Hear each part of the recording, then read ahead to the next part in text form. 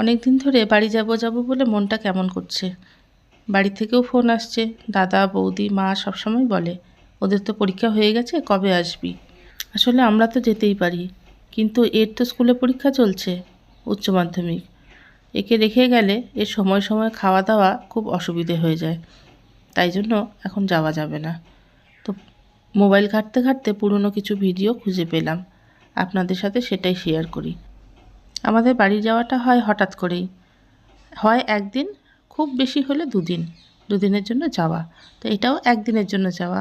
আগের দিন বিকেলবেলায় যাচ্ছিলাম, তারপরে ওই দিনটা রাত্রিটা থেকে সারাদিন থেকে পরের দিন দুপুরবেলায় ব্যাক করি।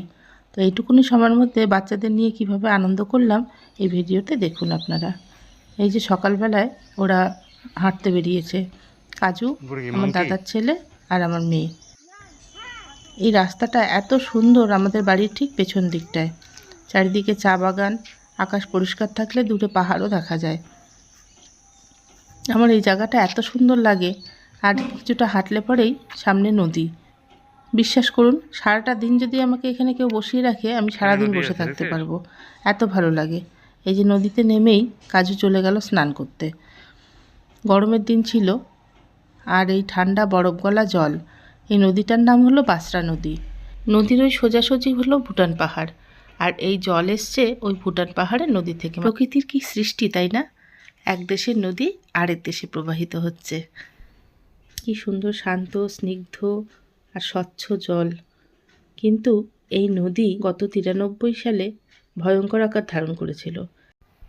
আপনারা তো জানেনই, ভুটান হলো বজ্রপ্রধান দেশ, বজ্রের দেশ নামেই পরিচিত। অত্যাধিক বৃষ্টি এবং আমাদের এখানেও বর্ষায় মানে জুন জুলাই মাসের বৃষ্টি দুয়ে মিলিয়ে এই ভয়ঙ্কর পরিণতি। আর ফলস্বরূপ আমাদের গ্রামের একাংশ, যা ফরওয়ার্ডনগর নামে পরিচিত, একদম ধুয়ে মুছে পরিষ্কার হয়ে গেল। কত মানুষের যে সর্বনাশ হয়ে গেছিল সেটা এখনো ভাবলে কষ্ট হয়। সুন্দর নদী। তো আমরা আজকে দুপুরবেলা এখানে আসছি। ওকে ওকে ওকে। দেখলেন তো, সকালবেলায় এখানে এসে এত আনন্দ করেছে, এরপরেই দুপুরবেলা প্ল্যান হয়ে গেল এখানে স্নান করবে। ভাবুন তো, এদের তো অভ্যেস নেই গরম জলে স্নান করে, এখন এই ঠান্ডা বরফ গলা জলে স্নান করবে কেমন করে?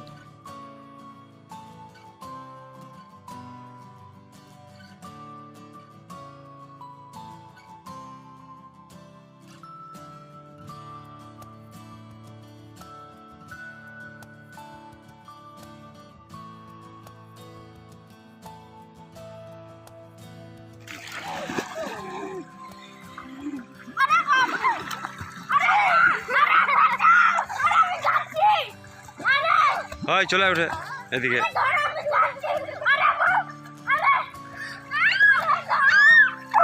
হাই লাল, ওঠো ওঠো ওঠো ওঠো উঠো, উঠে দাঁড়াও।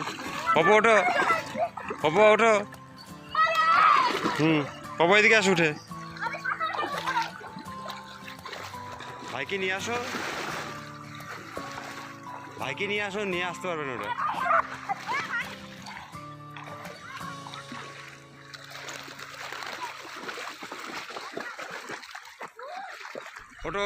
সারাটা দিন হুটোপুটি করে আনন্দ করলো, স্নান করলো নদীতে দুইবার কাজু। আর বাচ্চারাও খুব এনজয় করেছে আজকে। সব শেষে বিকেলবেলায় বাড়ি ফেরা। এখন বাড়িতে গিয়ে আবার সেই একই কাজকর্ম, একই রুটিন। মাঝে মাঝে এমন বিরতি বেশ স্মৃতির পাতায় মধুর হয়ে থাকে। আজকের ব্লগটা এখানে শেষ করছি। দেখা হবে আবার একটা নতুন কোনো ব্লগে। ততক্ষণ আপনারা সাবধানে থাকুন, ভালো থাকুন, সঙ্গে থাকুন।